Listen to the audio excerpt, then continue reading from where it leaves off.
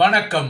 இது ஐபிசி தமிழின் செய்திவீச்சு. இன்றைய செய்திவீச்சிலும் இலங்கை மற்றும் உலக நிலவரங்கள் காத்திருக்கின்றன. ஸ்ரீலங்காவின் அரசு தலைவர் தேர்தலாகிய முதன்மை தலையாரி தேர்தல் களத்தை மையப்படுத்தி தமிழர் தாயகத்தின் கிளிநொச்சி, வவுனியா மற்றும் மன்னார் ஆகிய இடங்களில் நேற்று சில அதிர்வுகள் இடம்பெற்றன. இதில் கிளிநொச்சியிலும் வவுனியாவிலும் வெளிப்பட்ட நகர்வுகளின் உரித்துக்காரர்களாக தமிழ் தேசிய அடையாள உபயோகாரர்கள் இருந்தார்கள். மன்னாரில் வெளிப்பட்ட நகர்வில் ஸ்ரீலங்காவின் சமகால முதன்மை தலையாரி ரணில் விக்ரமசிங்கே இருந்தார். இந்த நகர்வுகளில் ஒன்றாக வவுனியா 2ஆம் குறுக்கு தெருவில் உள்ள தனியார் விடுதியொன்றில் இருந்து வெளிப்பட்ட அதிர்வுகளுக்கு பின்னால் தமிழரசு கட்சியின் மத்திய குழு இருந்தது.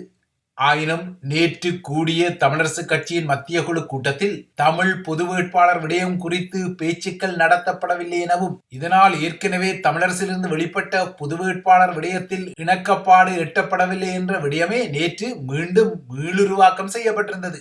தமிழரசு கட்சியின் இந்த நகர்வுக்கு எதிர்ப்புறமாக கிளிநொச்சியில் உள்ள கூட்டுறவு மண்டபத்திலிருந்து நேற்று மதியம் வெளிப்பட்ட நகர்வுக்கு பின்னால் தமிழ் பொது வேட்பாளர் களமிறக்கத்தை தீர்மானிப்பதற்காக உருவாக்கப்பட்ட தமிழ் மக்கள் பொதுச்சபை இருந்தது. எதிர்வரும் ஸ்ரீலங்காவின் முதன்மை தலையாரி தேர்தல் களத்தில் தமிழர் தரப்பிலிருந்து பொது வேட்பாளர் ஒருவரை களமிறக்குவதற்கு கங்கணம் கட்டி நகரும் தமது தமிழ் மக்கள் பொதுச்சபை நேற்று நடத்திய கூட்டத்தில் 200க்கும் குறையாத அமைப்புகளும் தமது நட்சத்திர அரசியல் ஆய்வாளர்களான நிலாந்தன் மற்றும் ஜோதிலிங்கம் ஆகியோரும் பேராசிரியர் கணேசலிங்கம் உட்பட்ட முகங்களும் கலந்து கொண்டதாக தமிழ் மக்கள் பொதுச்சபை குறிப்பிடுகிறது. இவ்வாறாக நடத்தப்பட்ட இந்த கூட்டத்தின் முடிவில் ஸ்ரீலங்காவின் அரசு தலைவர் தேர்தல் களத்துக்காக தமிழர் தரப்பிலிருந்து ஒரு வேட்பாளர் களமிறக்கப்படுவது அவசியம் என்ற நிலைப்பாட்டை இந்த கூட்டத்தில் பங்கெடுத்த அனைத்து அமைப்புகளும் ஏற்றுக்கொண்டதாகவும் தமிழ் மக்கள் பொதுச்சபை குறிப்பிட்டது. அகமொத்தம் தமிழரசு கட்சியின் மத்திய குழு இன்னமும் பொது வேட்பாளர் விடயத்தில் ஒரு முடிவை எடுக்கவில்லை என சுமந்திர தந்திரோபாயத்தை பாடாவதியாக இழுத்து செல்ல, மறுபுறத்தே தமிழ் மக்கள் பொதுச்சபையும் தமிழ் பொது வேட்பாளர் களமிறக்கம் நிச்சயம் என சொல்லிக் கொண்டாலும் யார் அவ்வாறாக களமிறக்கப்படும் வேட்பாளர் என்ற விடயத்தை பகிரங்கப்படுத்திக் கொள்ள முடியாமல் திணறுவதும் தெரிகிறது. இதற்கிடையே நேற்றைய வவுனியா கூட்டம் குறித்து ஊடகங்களுக்கு செய்தி சொன்ன சுமந்திரன் பொது வேட்பாளராக களமிறங்க உள்ளதாக அறிவித்த சிவாஜிலிங்கத்தையும் உரசி, சிவாஜிலிங்கத்துக்கு இவ்வாறு போட்டியிடுவது பழக்க தோஷம் என்பதால் அவரை ஒரு பொருட்டாக இந்த தேர்தல் களத்தில் எடுக்கப் போவதில்லை எனவும் சொல்லிக் கொண்டார். அத்துடன் தென்னிலங்கையிலிருந்து இந்த தேர்தல் களத்தில் களமிறங்கும் வேட்பாளர்கள் இன்னமும் பகிரங்கப்படவில்லை என்பதால் அவ்வாறாக முன்வரும் வேட்பாளர்களின் தேர்தல் விஞ்ஞாபனங்களை, அதாவது தேர்தல் அறிக்கைகளை பார்த்த பின்னர் தான் தென்னிலங்கையில் யாருக்கு ஆதரவளிப்பது என்ற விடயம் குறித்தும் தமிழ் பொது வேட்பாளர் விடயம் குறித்தும் உரிய நேரத்தில் தீர்மானம் எடுக்கப்படும் எனவும் சுமந்திரன் சொன்னார். அத்துடன் ஏற்கனவே சஜித் மற்றும் அனுரகுமாருடன் தமது தரப்பு பேசியதைப் போலவே ரணிலும் ஒரு வேட்பாளராக இந்த தேர்தல் களத்தில் தன்னை இனங்காட்டிக் கொண்டால் அவரோடும் பேசுவோம் எனவும் சுமந்திரன் சொன்னார். இதுவரை தமிழர்களுக்கான அதிகார பகிர்வு தொடர்பாக பொதுவெளியில் பேசுவதற்கு கூச்சப்பட்டிருந்த சிங்கள வேட்பாளர்கள் தற்போது போட்டி போட்டுக்கொண்டு 13ஆம் திருத்தத்தை முழுமையாக நடைமுறைப்படுத்த போவதாக சொல்லி வருவதாகவும் நேற்று சுமந்திரன் வவுனியாவில் சொல்லிக் கொண்டாலும் மாகாண சபை முறைமை தற்போது உள்ள வடிவத்தில் தொடரும் என்பதையே அனுரகுமார் திசாநாயக்கா தனது லண்டன் சந்திப்பில் வைத்து சொல்லி இருப்பதும் குறிப்பிடத்தக்கது. இந்த முறை இடம்பெறவுள்ள அரசு தலைவர் தேர்தல் களத்தில் மும்முனை போட்டியொன்று ஏற்பட்டால் தமிழ் பேசும் மக்களின் வாக்குகளே அந்த ஆட்டத்தில் ஒரு கேம் சேஞ்சராக இருக்கும் என்பதால் இந்த வாய்ப்பை தமிழ் மக்கள் உதாசீனம் செய்யக்கூடாது எனவும் சுமந்திரன் அறிவுரை சொன்னார்.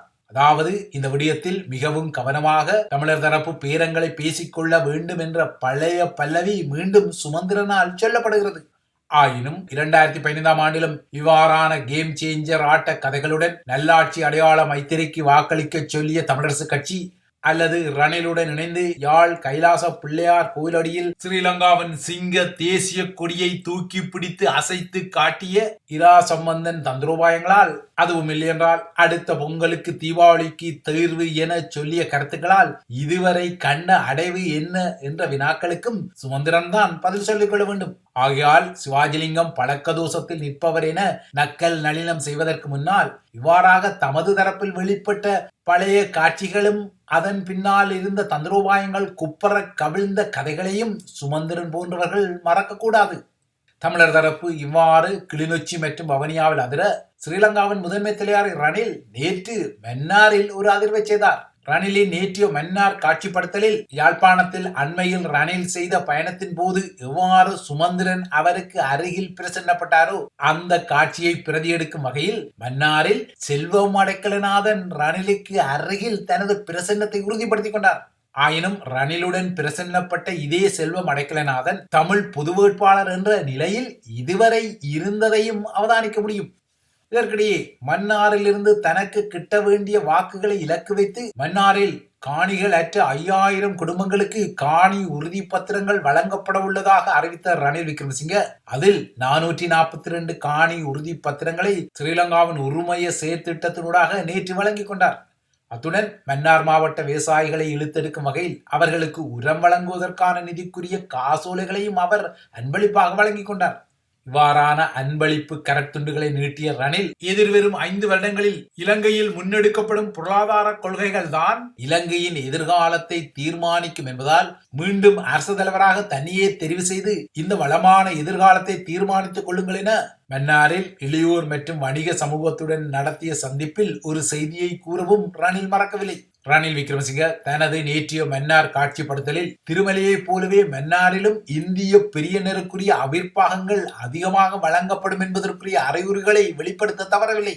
எதிர்வரும் வியாழனன்று பெரியனர் வீட்டின் வெளியுறவு அமைச்சர் கலாநிதி ஜெய்சங்கர் கொழும்புக்கு செல்லும் நிலையில் அவரது இலங்கை பயணத்தின் போது மன்னார் மிஷன் குறித்து கலந்துரையாட இருப்பதாக குறிப்பிட்ட ரணில் இந்தியாவுக்கும் இலங்கைக்கும் இடையில் தரைவழி இணைப்பை ஏற்படுத்துவதற்கான சாத்தியக்கூறுகள் எதிர்வரும் நாட்களில் தீவிரம் பெறும் எனவும் ஊகங்களை கூறினார்.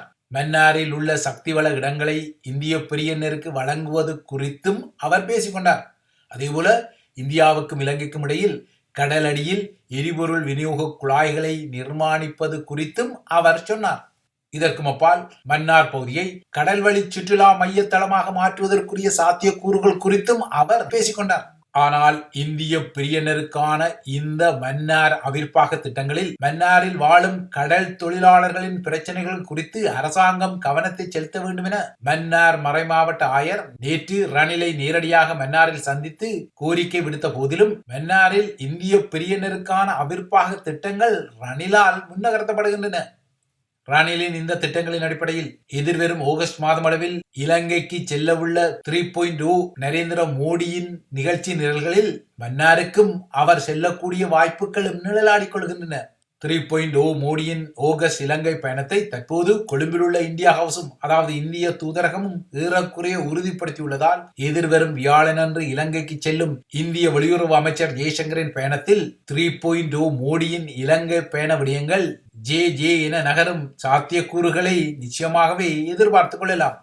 இவை இலங்கை தீவை மையப்படுத்திய விடயங்கள். அடுத்து அனைத்துலக நிலவரங்களை நோக்கிக் கொண்டால் அமெரிக்காவில் செயற்படும் சீக்கிய காலிஸ்தான் ஆதரவு செயற்பாட்டாளரை படுகொலை செய்யும் சதியில் ஈடுபட்டதான சந்தேகத்துக்குரிய 52 வயதான நிகில் குப்தா தற்போது செக் குடியரசிலிருந்து அமெரிக்காவுக்கு நாடு கடத்தப்பட்டுள்ளார். சீக்கியர்களுக்கான சுதந்திர காலிஸ்தானை உருவாக்கும் செயற்பாடுகளில் ஈடுபட்ட அமெரிக்க குடிமகனான குர்பத் வந்த் சிங் பன்னூனை கொலை செய்ய இந்தியாவின் ரோ உளவுத்துறை அதிகாரி ஒருவருடன் இணைந்து நிகில் குப்தா சதி செய்ததாக அமெரிக்க நீதித்துறை குற்றஞ்சாட்டியுள்ள நிலையில் இந்த நாடு கடத்தல் இடம்பெற்றுள்ளது.